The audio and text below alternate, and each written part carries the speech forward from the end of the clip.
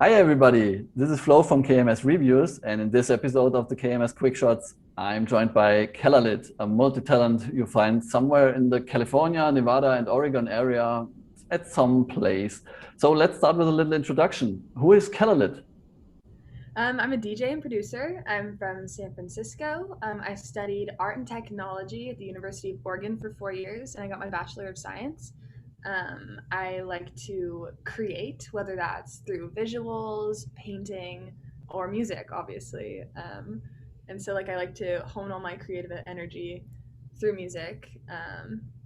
And I like to dance and just do the whole production. I'm a performer. So why is it that you just don't pick one thing to do, but do the whole process kind of thing? You're not just the musician, you're a producer, you're a DJ, you're everything in between. So why not do just one thing? As hard as I try to just do one thing and hone in on one thing, I just can't. If I want to just sit down and make music, that's cool. I'll get this creative bug for music, but then I get this whole other wave of inspiration also through art. Today I'm feeling creative, but there's a difference between today I'm feeling music creative or today I'm feeling art creative. So it's hard to describe, but it comes in waves. I get inspired, and whether that's it's just a different bug every time, you know. So So is there a special thing when you get inspired by anyone or anything, or is it just like walking down the street and saying, "Oh, that's a new track," or "That's a new set," or something like that? it could be walking down the street and I'll see this cool mural that's edgy and dark, and I'm like, whoa, that just hit something, that triggered something, and I want to hone in on that and I want to create based off that. So it really could happen at any moment. I could have an idea of a lyric that's I'm like, oh, I can make a whole song just around this one word, if that makes sense. Yeah, Yeah. it does. So would you consider yourself one thing in particular, like you're mostly the DJ and the as a side project the musician, or isn't there really a separation? I would say I like to think of it as a whole. I like to think that I am everything. There's one project, it's Kellalit, and Kellalit does all of it. It's one person is just the entire creative entity. Okay. So can you describe the first steps you made in music? Was there a time and date where something said you belong on stage or something like this? Um, I started dancing when I was like 5 years old. And so ever since then, I would always do make dances and then perform them in front of people. And then, elementary school and middle school, there was talent shows. And so I would say, I'm going to do a dance and I'm going to perform this in front of everybody. So ever since I was really small, I like to perform in front of people. However, music didn't really come into play until I was a freshman in college and I saw somebody DJing and I went up to them and I said, "What is this? What are you doing?" I was really intrigued. And so he taught me to DJ and I was like, wow, this is really fun. How can I do this in front of other people? And so I entered a sorority, a group of girls, and I would play their events. So I would do their dances and stuff. And I was like, oh, this is cool. I'm getting my feet wet, but how can I play the music I want to play? So I'd have to start playing shows. So then I would hit up the local promoters at small venues and I'd say, hey, can I hop on the show? And they're like, yeah, sure, sure. So I started playing those shows. And then I was like, okay, but how can I play my own music? And so then I knew I had to start producing.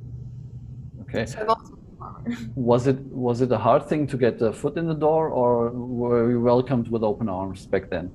So at the time, I lived in a small town called Eugene, Oregon. And so it was small enough where everyone, there wasn't a lot of other DJs. So if I wanted to play, there was always an open slot. So I would say everyone was definitely open arms. Okay. Yeah. Did you, how could you afford all the equipment and all the stuff and from hard to software to, because I don't think they are just offered them to you, or so Uh, did you have to take some jobs, or have you supportive parents or something like that? Definitely had my parents' support. It also helped because I started really small. So it's I had my first mix board. It was a 2 channel mixer, tiny thing. It was $100. So it's you start there, and then by playing these dances, it'd be $300 for 3 hours. You're like, okay, great. And then just take that and use it towards your new equipment. So would you say as a producer you have your own style, but would you say as a DJ is there any genre you are most comfortable with, and if so, why? I would say it depends where I am. If I'm playing like a house party, then always house music because it's four on the floor. It's super easy to dance to. Everybody can dance to it. Everybody likes it. There's no like harsh, crazy noises. So if I'm in like that setting, like a party setting, I'll play house.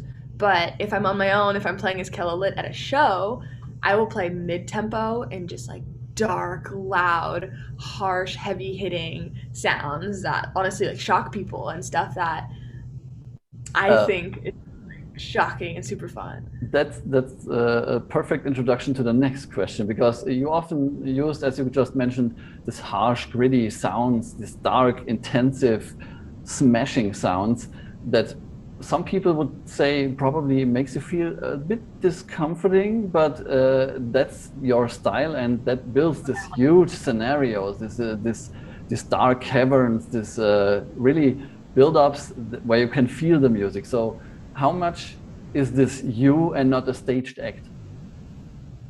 I would say a lot of it is me. I honestly think it starts with me, and then I get like super into it and almost over the top, and I think that's when it becomes a stage act. But honestly, like 95% just starts with me. Like that's how I am. That's my personality. Like I'm loud. I'm like not afraid to be myself. I like the rough edges. I'm not a perfectionist, and so just being able to be that, like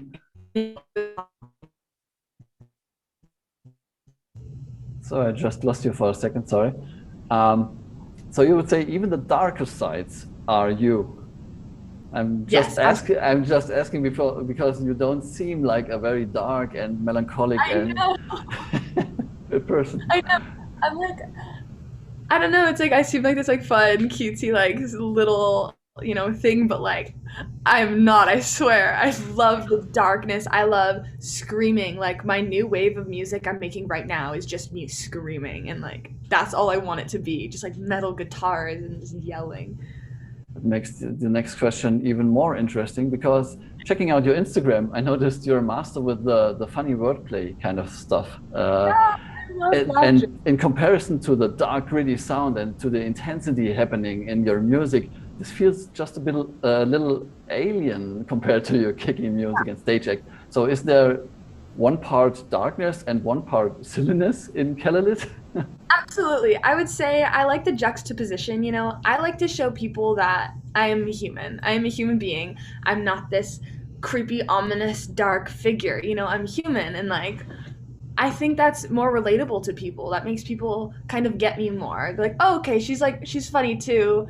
She's not as scary. She's approachable." Like, I don't know. I don't want to just be this like one figure. I also want to like, be that funny person cuz like that's just who I am. I love jokes. So this facets of you just puzzled me because I never knew, hmm, is she dark and intensive or is she lighthearted and happy? So this Oh, is I think that it depends on what stage you're at and what kind of mood you're in. So absolutely. the other day on YouTube, I saw this set you played in the desert back then with this unbelievable amount of intensity caused mostly by the scenery, the location. And as the sun went down with the lights coming up and the crew filming it perfectly. So it was kind of mind blowing because of its intensity and the idea that, in my opinion, not many have to put the music in such a scene like this. So can you walk us through how this idea initially happened? So, obviously coronavirus and quarantine. And so that meant that no more shows. And so for me, obviously, that was heartbreaking. That's part of me. That's something I love to do. And so I was thinking, how can I still perform? What can I do to still perform? And at the time, I was moving out of my house. I was like moving, my lease had ended, and I didn't have my live stream set up anymore. I didn't have the corner of my room I used to play in. And so I had this idea to play somewhere just wild, to get out of the house, to shoot something really cool. And I was like, what about a desert? Like the salt flats, just like nothingness and mountains. How crazy and cool would that be? And my best friend at the time, Sarah Northrop, she's such a talented photographer and videographer. And I was like, hey, I ran this idea past her. I was like, can we do this? And she said, absolutely, we can do whatever. Like, we're the dream team. We can do whatever we want. So I was like, okay, like, logistics at this point. What are we going to need? How many people are we going to need? We're going to need a generator. We're going to need lights because it's going to get really dark. We're going to need, a photographer, a videographer. Do we need microphones? How are we going to record the set? Am I going to have to bring my laptop? Tons of logistics were involved. But since we cared so much about this and we were so passionate about it, we made it happen.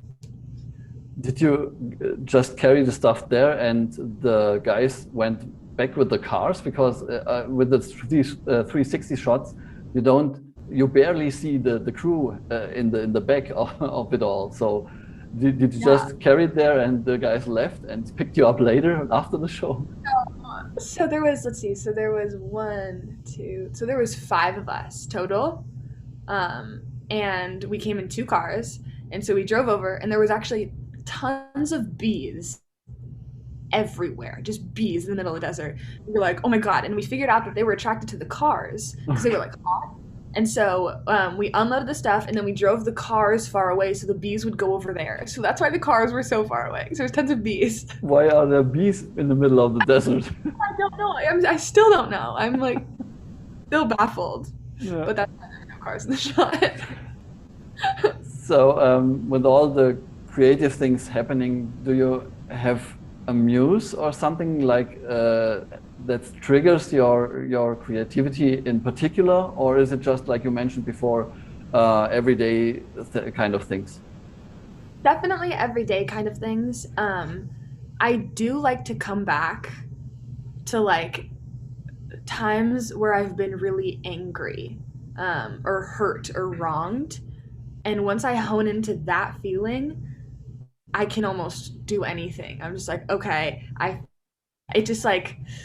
think anger kind of fuels the fire sometimes, and I'm like, I need to get this out. I need to write about it. And so if I can find a way to like put myself back in that one moment where I was feeling hurt or furious, if I can hone in on that and put myself back there, that usually triggers something, and I'm like, okay, I can do this, and just write it out. Do you have until now a couple of aces up your sleeve? What's next for this year or for the next year? I have written so much new music. It's all just, I think it's the best music I've ever written. I'm really, really proud of it. And I'm finding this whole new sound. And so just the next batch of songs are just going to be a whole new side that I'm really proud of and really excited to show everybody. That's the thing with you. You never know what's next. So I love that. With you just graduating with the Bachelor of Science, are you having plans to intensify the music kind of thing, or is music a side project in your life? Music is my number one. Music is my priority. It's what I'm going to do for the rest of my life. I'm going to full send. The Bachelor of Science was honestly to make my parents happy. After they paid your hardware. Exactly. So last question would be, with the COVID mess slowly normalizing and fading away, I think the venues are opening up again. So are you planning to do live shows again? Absolutely, yes. And do you have already planned some of them, or is it still a thing to wait for? There's a few on the books that are coming up. I think there's one in July. I think there's one in August. So we'll keep them coming. Won't get boring this way. But you don't have any release dates for the new stuff yet? Not yet. Okay. Do you produce your own stuff, or is it something that goes to a mix master guy before you release it? So I produce everything myself, and then I mix everything myself, but then I send everything off to get mastered just to get another masters on it. Okay. Who taught you all of this? I'm at a school right now called Icon Collective College of Music, and they're a production school. Aren't they connected to Ableton or something like this? Yeah, they just teach Ableton. Okay. Like an Ableton certified school or something. Okay. So that's where the knowledge comes from. Okay. Yes. Perfect. Okay. Kellalit, thank you so much for being with me today. Thank you so much for having me. Guys, if you do want to know more about the DJ producer slash multi-talent Kellalit, please check out the links in the description of the video or in the description of the blog post. That's it for today's episode. All I have to say is take care. See you next time. Bye. Bye.